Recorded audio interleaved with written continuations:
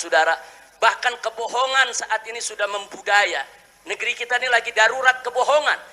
Dalam hal ini saya sepakat dengan Muhammad Rizik Syihab bahwa negara ini memang banyak dipenuhi dengan kebohongan.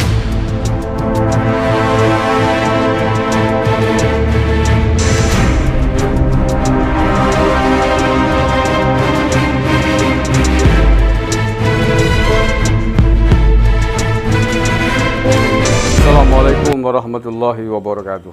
Salam Nusantara, salam sejahtera untuk kita semuanya.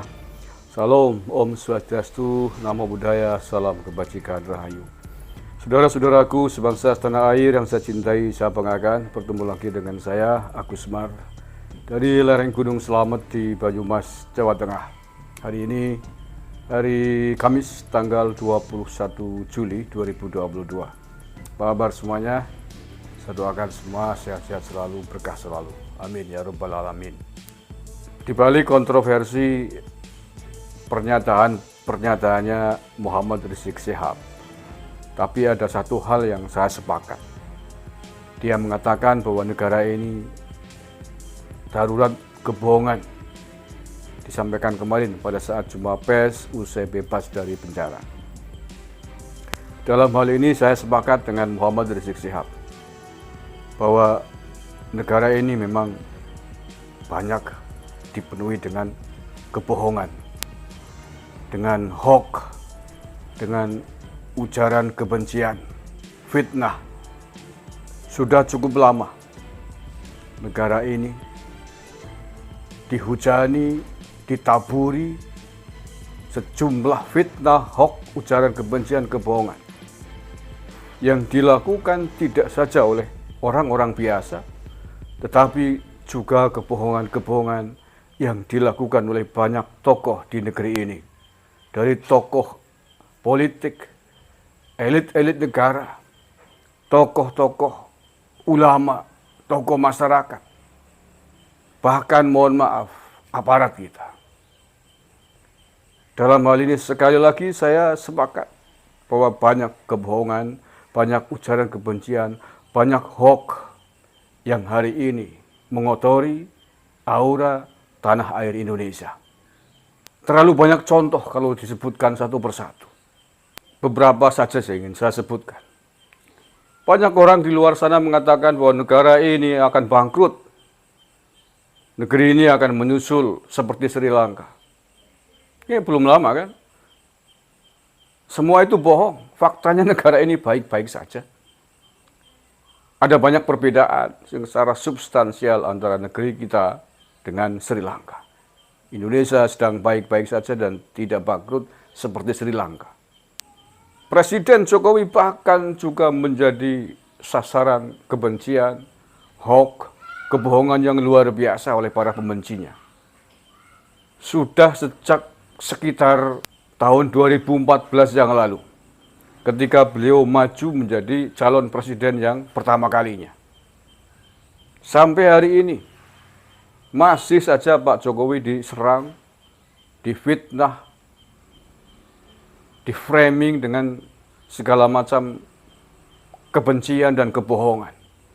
Pak Jokowi Muslim taat, bagaimana mungkin dikatakan sebagai antek PKI, antek asing? Bukankah ini kebohongan yang nyata? Dan siapakah pelakunya? Silakan dijawab sendiri. Muslim taat seperti Pak Jokowi. Wakil Presiden kita juga Muslim taat, bahkan ulama, mantan ketua MUI. Bagaimana mungkin negara ini dikatakan Islamofobia? Ini adalah kebohongan yang luar biasa yang ingin meracuni, mengotori atmosfer Bhinneka Tunggal Ika kita.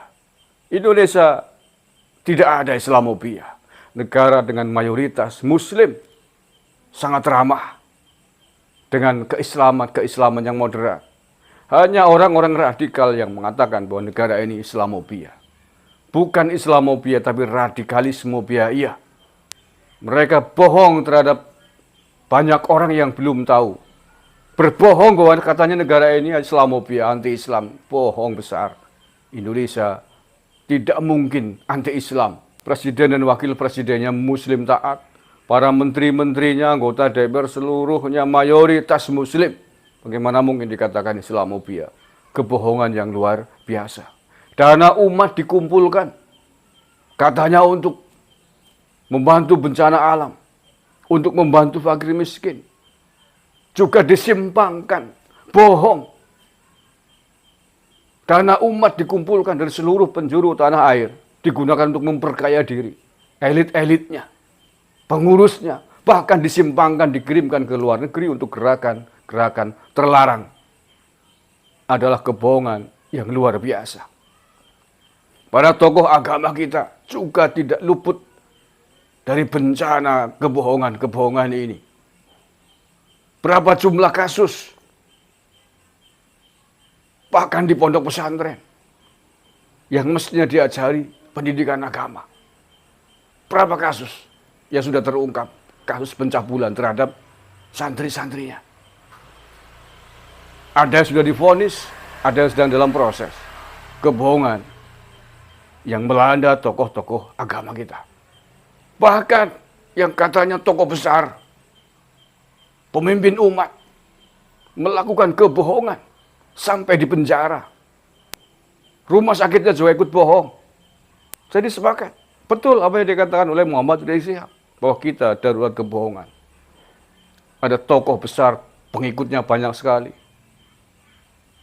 Tapi faktanya juga berbohong. Pada kasus swab yang menyebabkan tokoh itu dipenjara.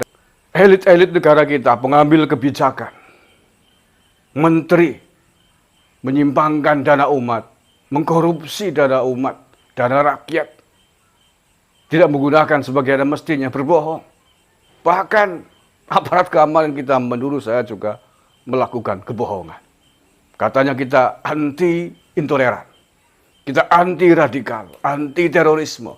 Tidak ada tempat di negara Pancasila bagi gerakan-gerakan intoleran dan gerakan radikal. Tetapi faktanya sampai hari ini pelaku intoleransi, pelaku radikalisme, para penganut paham khilafahisme, paham transnasional yang ingin menggulingkan NKRI ini, sampai hari ini juga masih dibiarkan.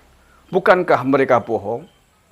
Bukankah mengatakan bahwa negara ini adalah katanya anti khilafah? Tidak boleh ada khilafah di sini, tetapi nyatanya dibiarkan. Bukankah ini juga kebohongan? Wallahul muwaffiq ila aqwamit thoriq. Bila taufiq wal hidayah. Assalamualaikum warahmatullahi wabarakatuh. NKRI harga mati. Saudara, bahkan kebohongan saat ini sudah membudaya. Negeri kita ini lagi darurat kebohongan.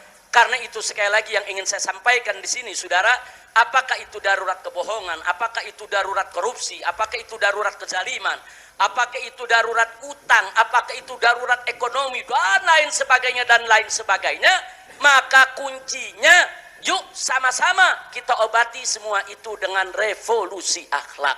Orang kalau akhlaknya baik tidak akan korupsi, orang kalau akhlaknya baik tidak akan berbuat zalim.